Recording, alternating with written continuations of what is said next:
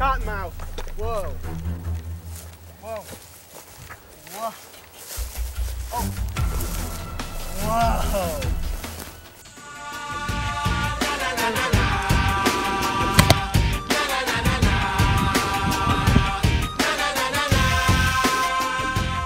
Wow. This is a water moccasin. And he is a very decent sized one. Look at him. Alright guys, we're going to move him this way.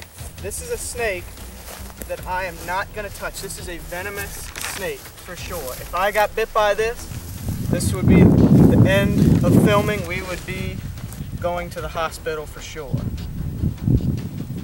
Very dangerous snake that you definitely don't want to run into. One of the few, if not the only, subaquatic pit viper in the world, which is very, very cool. And they're piscivores, meaning that they eat fish and frogs mainly. Now, studies have shown that they will actually eat other snakes, and they will eat pretty much anything that they come across, including dead fish. They're one of the very few species of snakes that will actually eat something that's already dead. Look at that. Look at the fangs. You see his tail going off? Wow.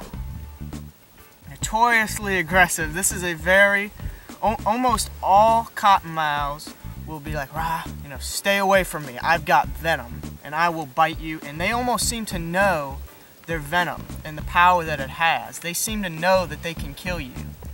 It's very, very interesting. They act completely different than any other snake. Just look at that. He just bit, and look, even a tip of his fang came off. Wow. Something interesting about venomous snakes is that they actually shed their fangs. So he should be good even after biting that, but wow. This is definitely a very dangerous species of snake and very common too. You'll actually find these everywhere throughout their range in the south. And it's very, very feared by a lot of people. A lot of people are terrified of cottonmouths and running into them. And it's most often a kill-on-sight snake.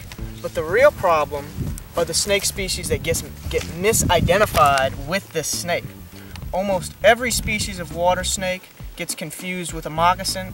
These snakes don't seek out people, really. They don't come up to people on purpose. They want to stay away from people. They do not like people at all. But they do come up to houses and they come up to ponds like this, and people often run into them, and that's the big problem. So you can see this cottonmouth has a really big head compared to his body, but water snakes, when you mess with them, they'll do the same thing. Another way of telling is that most cottonmouths are very chunky. It's a very, very chunky little snake. You can see he's very fat and very stocky. Right here there's a big lump on it. And that was probably a frog that he ate, maybe even a bullfrog, a leopard frog, no telling. But something he just ate, he's filled up on something, that's for sure. And you can see he's got a very muddy, dirty look to him. It's not a pretty snake at all, and not something you would ever want to keep. Whenever you run into these, don't even think about keeping it as a pet. That is a terrible, terrible idea. Grumpy by nature, and definitely not the prettiest snake that you want to have, and very dangerous. Definitely more venomous than a copperhead, and I wouldn't say as bad as a rattlesnake, but let me tell you, if you get bit by it, that's the worst one. The worst one is the one that you get bit by. So you can see he's very dry and muddy right now, so what I'm going to do is get him right there. Look at that, looking straight at me. Nice, there you go.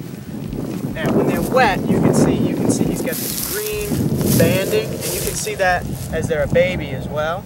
And you can see that stripe across his face. Look at that. Very stocky little snake too. But another species they get confused with is hognose snakes, because hognose snakes are really stocky and chubby. But they look nothing alike. It's because people don't realize how to identify these snakes, and that's why other snakes are oftentimes killed, because they think that they're a cottonmouth, which is really a bummer. Thank you guys so much for watching this video, and if you did enjoy, definitely leave a like, and I will see you guys next time.